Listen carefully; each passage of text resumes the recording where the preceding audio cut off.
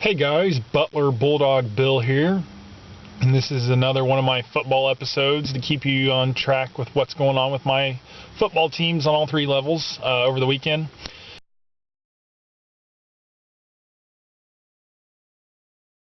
This past Sunday, the Green Bay Packers took on the Jacksonville Jaguars at home.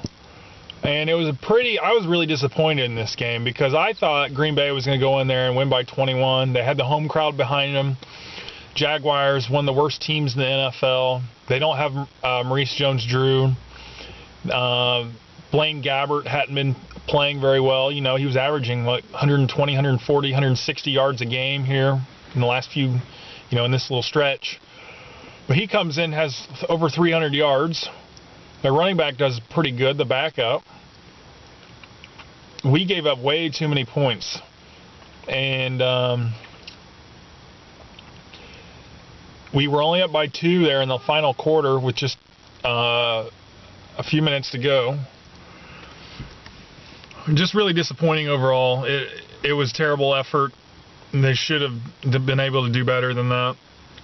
I expect Green Bay to come out and perform and at their best and blow people out, but something's just not right this year.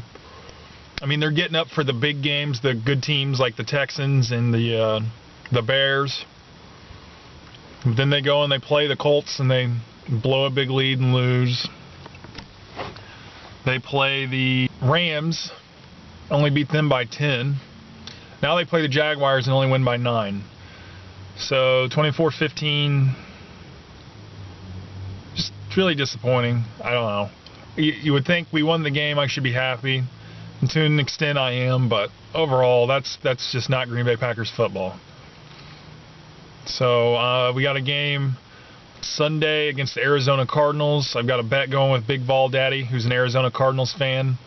If you want to see that bet video, go to my videos page, browse through it. It should be the one before this one. So anyway, go Packers.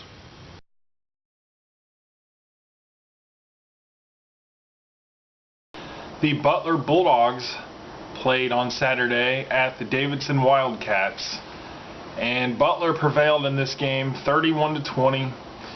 We had a really strong second quarter. Started the game off down 7-3 at the end of the first quarter. Scored 21 to their 3 in the second quarter to go up at halftime 24-10. And from there, they made it a little bit closer in the third quarter, making it 24-17, but we hung on.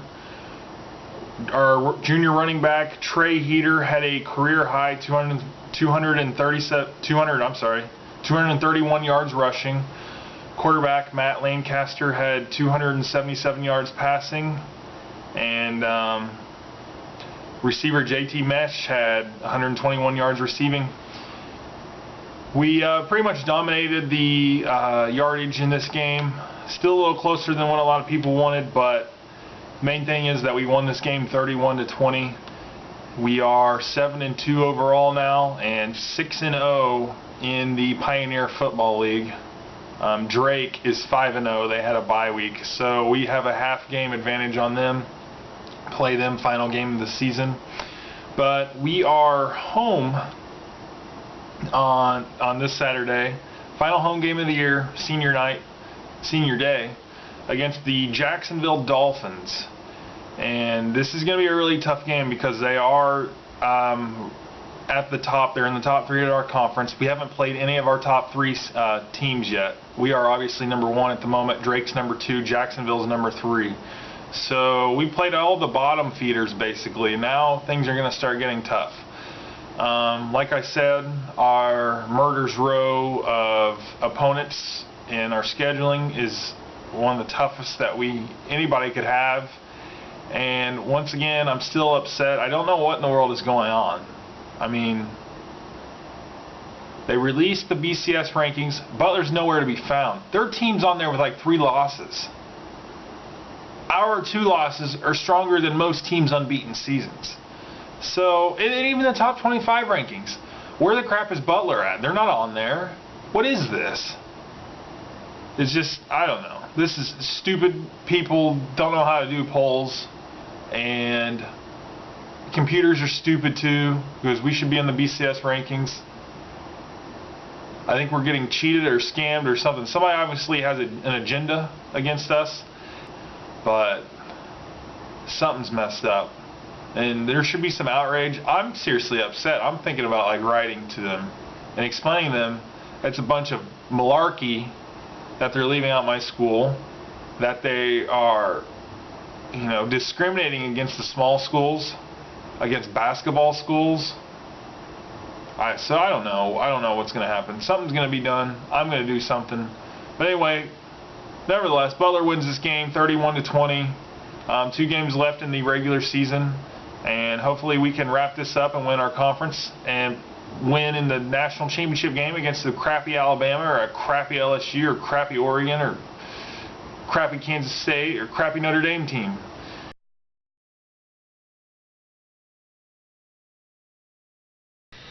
The Columbus East Olympians hosted the Connersville Spartans on Friday night. Second round of the state tournament, 4A for us. Round of 32, we call it the sectional semifinals. Columbus East was the host. Connersville came into this game 7-3. Columbus East came in 10-0.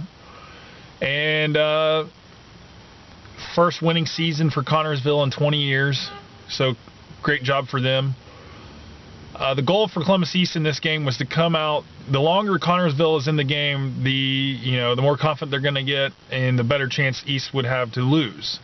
So East came out fired up, ready to go. Great start to the game. We've struggled with starts a few games this season, but this time we started off really well. Forced them 3 and out, and then blocked their punt into the end zone, recovered it for a touchdown. Then we did an onside kick. They had no idea it was coming. Nobody was around the ball for them. We recovered it. 2 plays later, we run in for another touchdown. Then we forced another 3 and out, and then like a play later, we ran it all the way in 65 yards for a touchdown. And we missed an extra point somewhere in there, so it was like 20-0 at that point. I think Connersville finally scored there. I can't remember if they went for 2 or if they missed the extra point, but it was 20-6, and that was all the scoring for Connersville. Halftime, we were up 41-6. And then the second half, we played all of our backups. All of our JV guys got some playing time. Defensive tackle ended up recovering a fumble and ran it 65 yards for a touchdown, so that was pretty cool. And just that was all of our scoring. We didn't want to, beat them up too bad. We're really cool about not embarrassing the other team. So to have 41 points in the first half, I mean, there's nothing more you can do. And then they're recovering the fumble. So only 48-6 was the final score. 7 points in the second half. We got a big game coming up Friday night, taking on the Franklin County Wildcats. They are 6-5. They're kind of a surprise that they made it all the way this far. This round is called the sectional championship round here in Indiana. To some of you, it would be the Sweet 16.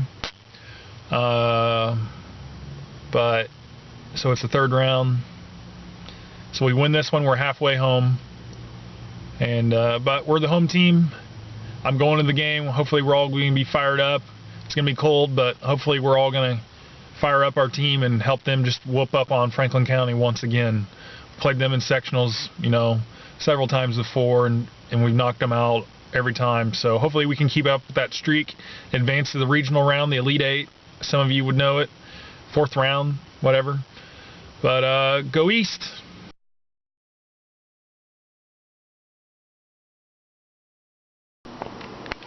So I don't know if the world is coming to an end or whatnot, but I just won my 3rd straight fantasy football game to put me at 4-4 overall. Defeated a guy who was 4-3, so I set him to 4-4.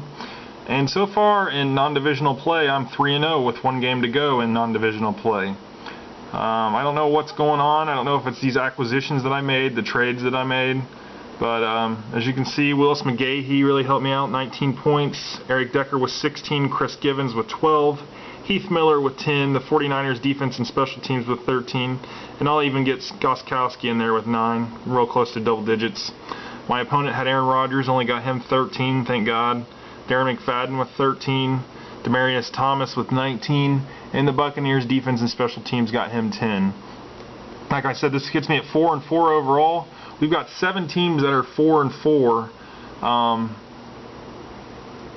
And the standings are quite interesting.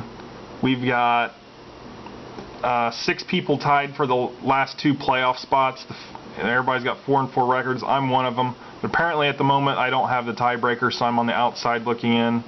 But just going to have to work at it. I'm hoping all these deals that I made, acquisitions, trades, are going to work out for the best. But next week's game, or this week's game I should say, is going to be a little bit tricky. It says I'm supposed to lose 91-68 based on projections, playing a guy who's 3-5. So that's a little discouraging, but I'm hoping if I do lose this, I should be able to rebound. I've got a lot of good players on bye this week, so I don't know. Hopefully I can fight back up to the top and get into the playoffs.